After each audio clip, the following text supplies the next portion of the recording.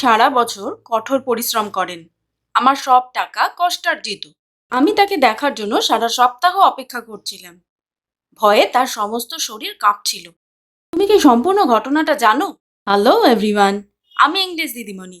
আর এই চ্যানেলে তোমাদের সবাইকে স্বাগত জানিয়ে আজকের ক্লাস শুরু করছি। তাহলে এতক্ষণে তো নিশ্চয়ই সকলেই বুঝতে পেরে গিয়েছো যে আমাদের আজকের ক্লাসের আলোচনার বিষয় কি। হ্যাঁ, ঠিকই ধরেছ।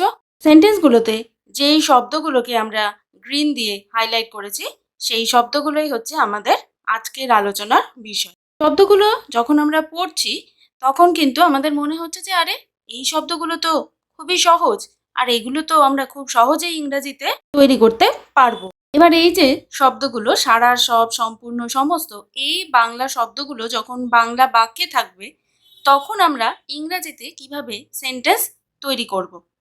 তো তার জন্য আজকে কিন্তু আমরা দুটো ইংলিশ ওয়ার্ড নিয়ে নিয়েছি।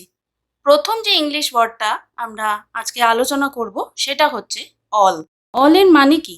অলের মানে হচ্ছে সব, সবাই বা সকল বা সারা। এই সমস্ত বাংলা শব্দ যখন কোনো বাংলা বাক্যে থাকছে তখন তার ইংলিশ সেন্টেন্সগুলো তৈরি করার জন্য আমরা কিন্তু অলের ব্যবহার করে থাকি।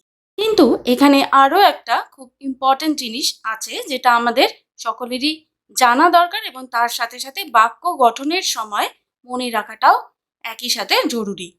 সেটা হচ্ছে কি, অল যখন আমরা কোনো ইংলিশ সেন্টেন্স বানানোর জন্য ব্যবহার করব তখন কিন্তু আমাদের মাথায় রাখতে হবে যে আমরা কোয়ান্টিটি এবং নাম্বার, ঠিক আছে, এই দুই ক্ষেত্রেই কিন্তু অলের ব্যবহার করতে পারি। এবার শুধুমাত্র এইভাবে বললেই তো কোনো জিনিস ক্লিয়ার হয় না।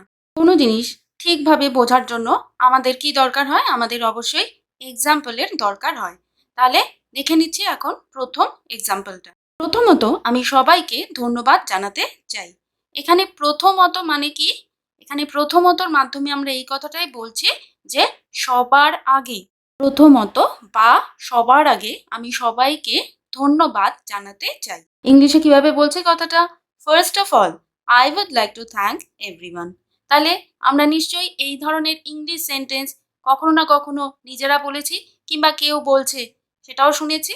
তাহলে এখানে দেখো, এখানে অল কিন্তু আমরা এইভাবে সেন্টেন্সে বসিয়েছি। কি বলছি আমরা? যে ফার্স্ট অফ অল মানে সবার আগে বা সকলের আগে বা প্রথমত।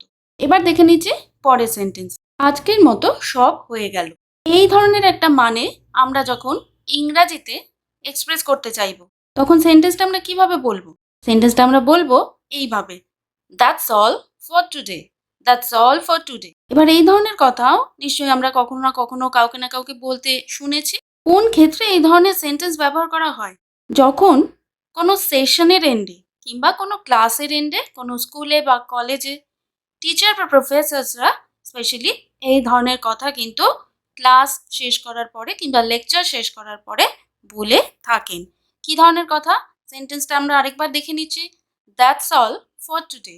তার মানে কি? মানে আজকের মতো আমাদের সব হয়ে গেল, বা আজকের মতো আমাদের পড়া এখানেই শেষ হলো, বা আজকের মতো ক্লাস আমাদের এখানেই শেষ হয়ে গেল। তো এই এত কিছু কিন্তু আমরা এই একটা মাত্র সেন্টেন্স দিয়ে বুঝিয়ে থাকি, আর সেটা হচ্ছে that's all for today or that is all for today. Next sentence, আমার মনে হয় তারা সবাই দীঘায় দারুণ সময় কাটাচ্ছে। ইংলিশে কিভাবে বলছি? I think they all are having a great time in Digha. তাহলে এখানে আমরা এই যে সবাই কথাটা বলেছি, এই সবাই কথাটাকে ইংরেজিতে যখন এক্সপ্রেস করছি তখন কিন্তু আমরা অলের ব্যবহার করছি। এবার এই সেন্টেন্সটা আমরা যদি দেখি যে এখানে সবাই, এটা কিন্তু নাম্বার বোঝাচ্ছে, ঠিক আছে? এখানে সবাই মানে অবশ্যই মানুষ যতজন গিয়েছে তারা সবাই দীঘায় দারুণ সময় কাটাচ্ছে, এটাই আমরা বোঝাতে চাইছি। এবার এখানে আমরা কি দেখতে পাচ্ছি? যে আমরা নাম্বারকে এই অল দিয়ে রিপ্রেজেন্ট করছি। I think they all are having a great time in Digha.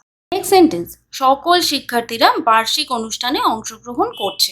তাহলে এখানেও একইভাবে আমরা দেখতে পাচ্ছি যে আমরা এই সকলটাকে ইংরাজিতে অল দিয়ে বলছি। আর কি বলেছি সেন্টেন্সটাতে?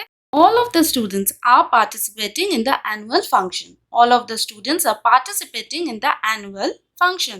All of the students মানে সকল শিক্ষার্থীরা বা শিক্ষার্থীদের সকলে। নেক্সট সেন্টেন্স, আমি মোটেও ক্লান্ত ছিলাম না। I wasn't tired at all.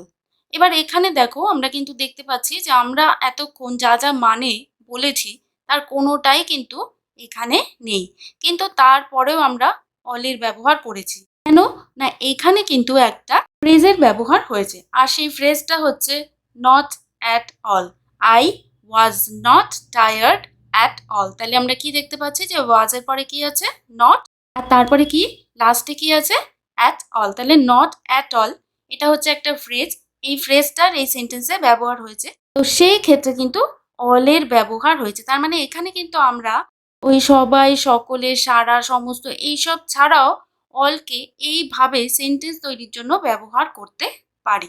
তাহলে অলের যা যা মিনিং আমরা এতক্ষণ শুনলাম বা জানলাম, এটা কিন্তু তার থেকে একটু ব্যতিক্রম বা এক্সেপশন। নেক্সট সেন্টেন্স, আমি তাকে দেখার জন্য সারা সপ্তাহ অপেক্ষা করছিলাম। ইংলিশে কিভাবে বলছে? I have been waiting all week to see her. এবার এখানে দেখো সারা সপ্তাহ এইটা বলছি, তার মানে সারা সপ্তাহ ধরে আমি অপেক্ষা করছিলাম। তো এখানে আমরা কি বলছি যে অল উইক, হ্যাঁ অল উইক বলছি। অল কিন্তু এখানে অ্যাডজেক্টিভ হিসেবে উইকের আগে বসেছে। নেক্সট সেন্টেন্স দেখছি, আমাকে সারাটা রাস্তা হেঁটে বাড়ি ফিরতে হয়েছিল। ইংলিশে কিভাবে বলছি? I had to walk all the way home. I had to walk all the way home. এবার এখানেও আমরা কি দেখতে পাচ্ছি যে অল দ্য ওয়ে এইভাবে বলেছি, দ্য ওয়ের আগে অল বসিয়েছি, অল কিন্তু এখানে অ্যাডজেক্টিভ। নেক্সট সেন্টেন্স দেখছি, তিনি সারা বছর কঠোর পরিশ্রম করেন। She works hard all year round. আমার সব টাকা কষ্টার্জিত, মানে কষ্ট করে অর্জিত। ইংলিশে কিভাবে বলেছি? All my money is hard earned. All my money is hard earned. তাহলে এখানেও আমরা কিসের এক্সাম্পল দেখতে পাচ্ছি?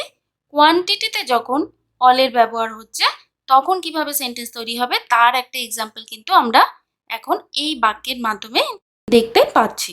নেক্সট সেন্টেন্স, আমি এই সব চাই। I want all of this. I want all of this, মানে আমি এই সব চাই বা আমি এগুলো সব চাই। তাহলে সেক্ষেত্রে আমরা কি বলছি যে I want all of this. এটা অল অফ দিস ফ্লাওয়ার্স হতে পারে, অল অফ দিস চকলেটস হতে পারে, আইসক্রিমস হতে পারে, এনিথিং ইট ক্যান বি। আমরা এভাবে কিন্তু সেন্টেন্স বলে থাকি বা বানিয়ে থাকি, I want all of this. তাহলে এতক্ষণ আমরা যে সেন্টেন্সগুলো দেখলাম তার মাধ্যমে আমরা কি বুঝলাম? অলের বিভিন্ন ইউজ অ্যান্ড অ্যাপ্লিকেশন। ঠিক আছে, কখন, কিভাবে, কোন ক্ষেত্রে আমরা অল ব্যবহার করতে পারি ইংলিশ সেন্টেন্স তৈরি করার জন্য। এবার যে নেক্সট ওয়ার্ডটা আমরা এখন দেখব সেটা হচ্ছে হোল। WHOLE, whole. হোল মানে কি? হোল মানেও কিন্তু সম্পূর্ণ, সব, সমস্ত। কিন্তু এই যে দুটো শব্দ অল এবং হোল, এই দুটোর মধ্যে কিন্তু একটু হলেও তফাৎ আছে। সেই তফাৎটা কি সেটা আমরা বিভিন্ন এক্সাম্পল সেন্টেন্সের মাধ্যমে দেখে নেব। তবে তার আগে এখানে আরো একটা জিনিস মনে রাখতে হবে যে হোলের ব্যবহার হয় শুধুমাত্র কোয়ান্টিটি বা পরিমাণ বোঝাতে। যে জিনিসগুলোকে আমরা গুনতে পারি না সেই জিনিসগুলোই তো আমরা পরিমাণের দ্বারা বোঝাই, তো সেই ক্ষেত্রেই আমরা কোয়ান্টিটি বলছি, আর সেই তখনই কিন্তু আমরা হোল এই ওয়ার্ডটাকে ব্যবহার করে থাকি। দেখে নিচ্ছি কয়েকটা এক্সাম্পল সেন্টেন্স। তিনি একদিনে সম্পূর্ণ বইটি পড়েছিলেন। She read the whole book in one day. She read the whole book in one day. ভয়ে তার সমস্ত শরীর কাঁপছিল। Her whole body was trembling with fear. Her whole body was trembling with fear. তুমি কি সম্পূর্ণ ঘটনাটা জানো? Do you know the whole story? Next sentence, আমি অনেক কারণে তাকে না বলেছিলাম। I said no to him for a whole lot of reasons. I said no to him for a whole lot of reasons. এবার এখানে দেখো আমরা কি বলছি, এই যে a whole lot এটাও কিন্তু একটা ইংলিশ ইডিয়ম। তো এবার এখানে এই যে a whole lot, এই হোলটা কিন্তু এই ইডিয়মটারই একটা পার্ট, এবং আমরা এই ইডিয়মটা এই হোলের অর্থ বোঝার জন্য বা কিভাবে কোনো সেন্টেন্সে আমরা একে ব্যবহার করতে পারি তার জন্যই কিন্তু আমরা এরকম একটা ইডিয়ম দিয়ে এই সেন্টেন্সটাকে বানিয়ে নিয়েছি। নেক্সট সেন্টেন্স, সে যা কল্পনা করেছিল তার চেয়ে সে অনেক বেশি ভালো অনুভব করছিল। She was feeling a whole lot better than she had imagined.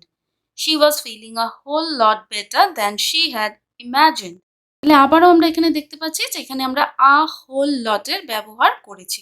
দেখে নিলাম আমরা বেশ অনেকগুলো সেন্টেন্স যার মাধ্যমে আমরা বুঝতে পারলাম যে কখন কোন সেন্টেন্সে আমরা অল ব্যবহার করব আর কোন সেন্টেন্সে আমরা হোল ব্যবহার করব। চলে এসেছি আমরা আমাদের আজকের ক্লাসের একদম লাস্ট সেন্টেন্সে, আর এটাই হচ্ছে তোমাদের সকলের জন্য আজকের হোমওয়ার্ক। সেন্টেন্সটা হচ্ছে, সে কমলার রসটা পুরোটা খেয়ে নিয়েছিল।